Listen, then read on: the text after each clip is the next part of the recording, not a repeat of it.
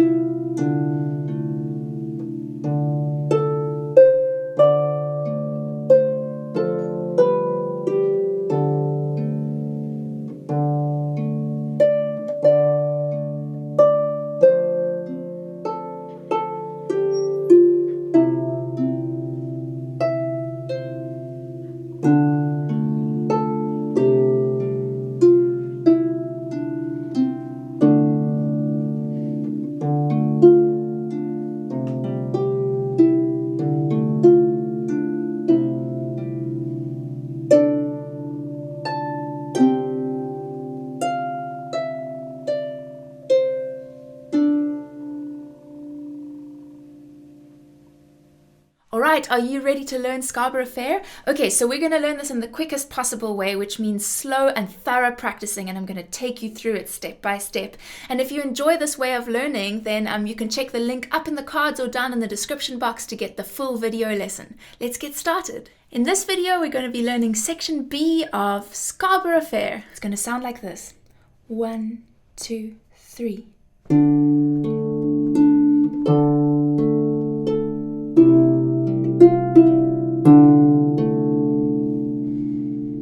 So let's check your setup at your harp before we get started. So we want to make sure that you're sitting on a chair, not a couch, because that's much better for your posture. And you're going to make sure that your harp is leaning nice and lightly against your shoulder, and that your harp is, that you can see all the strings without having to turn around. So that means that this front column of your harp needs to be turned slightly at a diagonal, and make sure you're sitting up and in alignment. You can think of a little string pulling up through your head so that you're sitting up straight, and make sure your shoulders are relaxed. Actually, in preparation, you can do a little bit of rolling your shoulders, kind of giving yourself a little free shoulder massage. And then we're going to make sure as we're playing that our elbows are away from our body. Our wrists are in neutral, so maybe never a heel. So maybe a slight valley, but never a heel. We're going to be in neutral like that. And then every time you pluck your fingers, you're going to be plucking them straight down into your palm and kind of squeezing on those strings and then following through with the movement. And the same with the thumb. It comes all the way over. And those fingers are going to be pointing down and the thumb pointing up. And we're going to be plucking in the middle of the strings so that we get the best sound. Okay, let's get started with the right hand. So second finger on D above middle C, and you're going to pluck it down into your palm, nice, and like squeeze that string and get a nice full tone and pluck it down and follow through all the way. And then we're going to place 3 and 1 on D and A, and with the second finger just hanging nice and loose in between. Make sure your thumb is high and your third finger is pointing down. And we're going to come off the strings and try and land with 3 and 1 landing together. So practice coming off and on and making sure you can place them with landing simultaneously. And then we're going to play 3 and 1. Very good. So let's do that again. Second finger on D. We're going to play a nice long D. Then we place 3 and 1 on D and A, and we're going to play 3 and 1. Very good. One last time with counting this time. 1, 2, 3. 1, 2, place 3. 1, 2, 3. Okay, and now we're going to look at how the left hand joins in for that little part. So left hand third finger is on D, below middle C, and your thumb on A.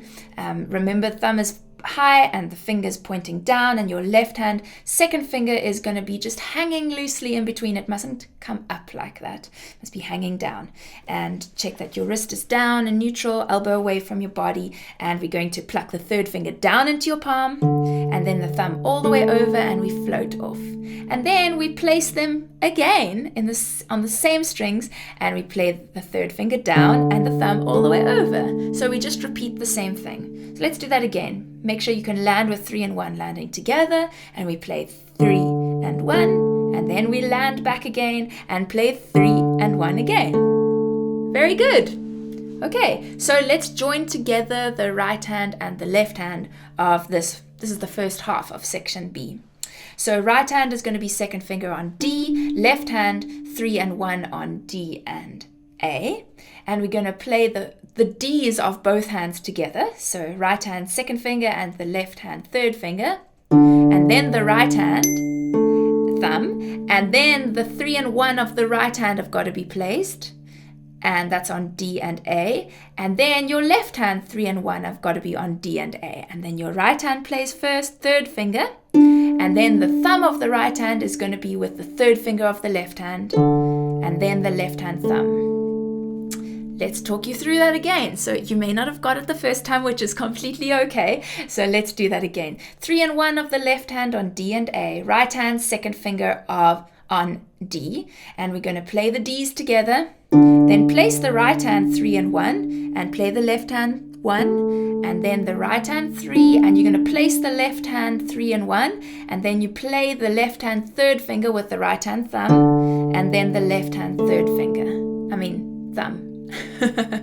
Okay, so that's the first little bit of section B, and let's try it with timing now. If you're not quite ready with timing, or you felt like you didn't quite keep up with me there, then pause the video here, go back until you can play that fully confidently and knowing exactly what note is coming next, and then you'll be ready for the timing.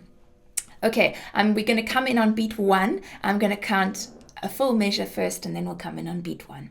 Oh, I had the wrong fingering. Second finger on D. 1, 2, 3, 1, 2, 3, 1, 2, 3. Very good.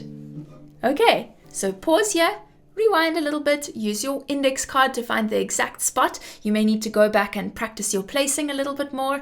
And once you're able to do that first bit of section B, then we're going to move on to the next bit. So right hand, second finger on E above middle C, and the thumb on A. Make sure it's nice and high, finger pointing down.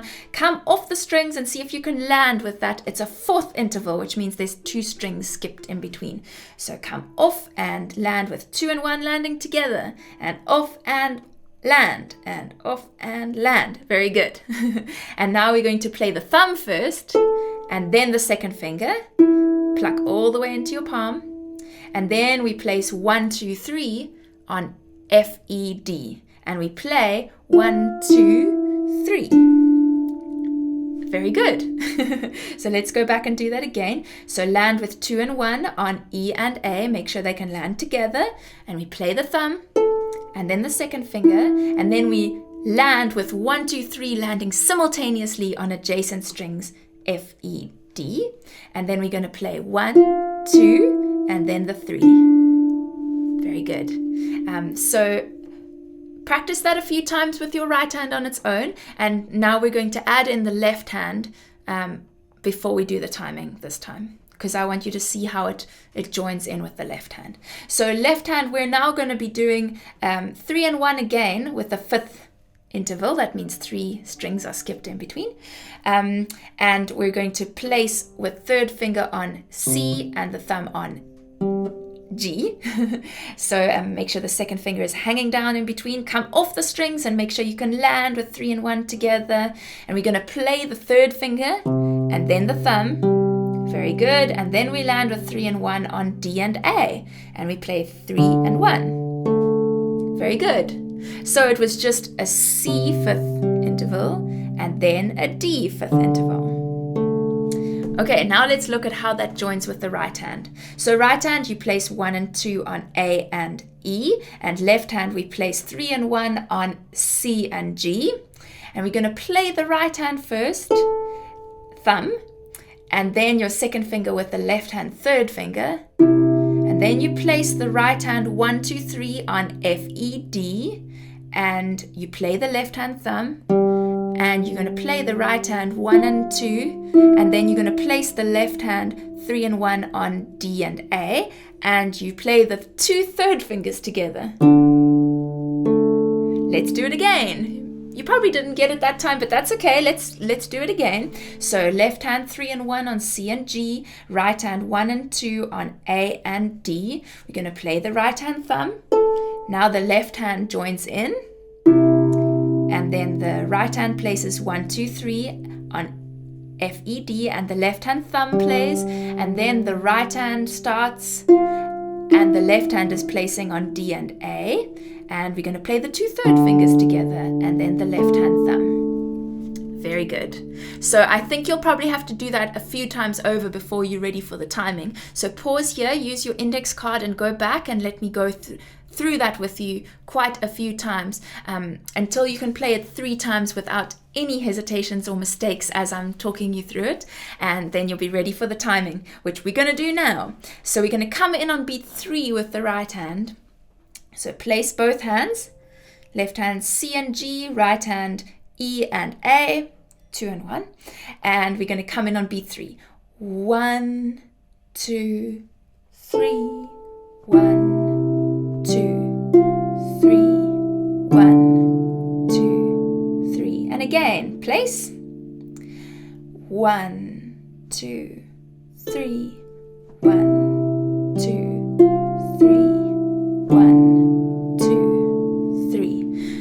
Very good. Now, if you found that you were getting a little behind with your placing, or you weren't quite ready in time each time for the notes, and you were like, Chrissy-Lynn, hold on, then it means that you need to practice your placing more, because that is the key to being able to be ready for each note as it comes. So then you'll need to use your index card to go back and practice the placing of each hand separately, and then the parts where I talk you through putting them together, and then you'll be ready to try the timing again. Remember, practicing thoroughly is really worth it, because that's what's going to give you the results in the quickest time possible. I promise you.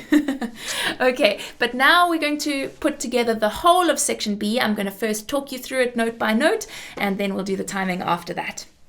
So right hand second finger on D, left hand 3 and 1 on D and A, and we're going to play the right hand second finger and the left hand 3 together. Then the right hand places 3 and 1 on D and A, and the left hand plays A, and then the right hand plays 3, and the left hand is placing 3 and 1 on D and A, and then we play the right hand thumb with the left hand third finger. And then your right hand places 1 and 2 on A and E, and your left hand will play its thumb, and you're going to place the left hand 3 and 1 on C and G, and you're going to play the right hand thumb, and then the left hand joins in, and the right hand places 1, 2, 3, left hand plays the thumb, and we play right hand. The left hand is placing 3 and 1 on D and A, and then your 2 third fingers play together. Okay, if that was overwhelming for you, you're going to have to go back and use previous parts of this video to help you practice that. But I will take you through it with talking one more time before we do the timing. So right hand second finger on D, left hand 3 and 1 on D and A. We're going to play the right hand with the left hand third finger.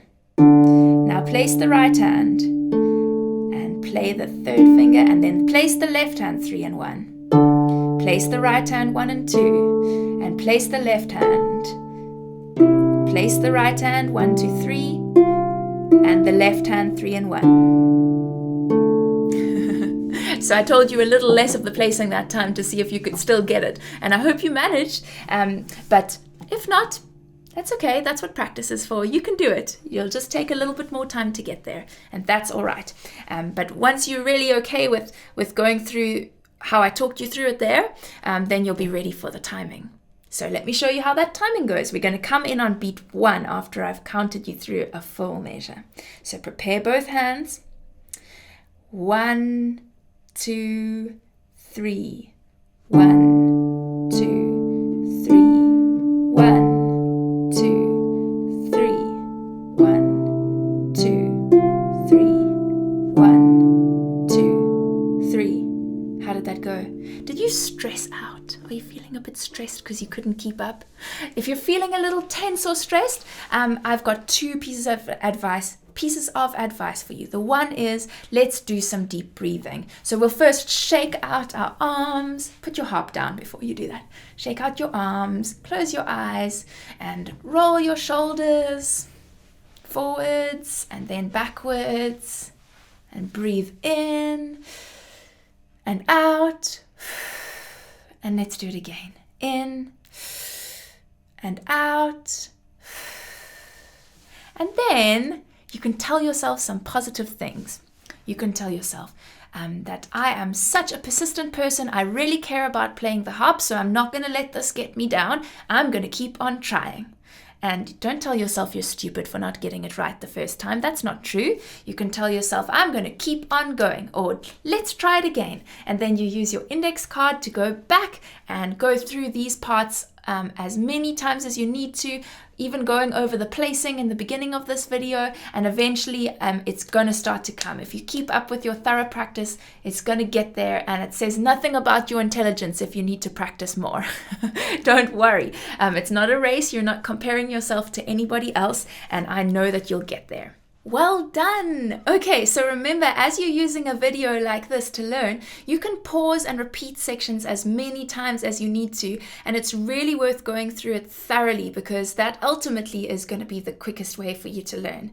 And if you enjoyed this process of learning, then make sure you get the full video lesson. The link is on the screen right now, and if you click there and purchase, I'll see you right inside the video lesson and I'll help you learn the whole thing. See you there! Bye!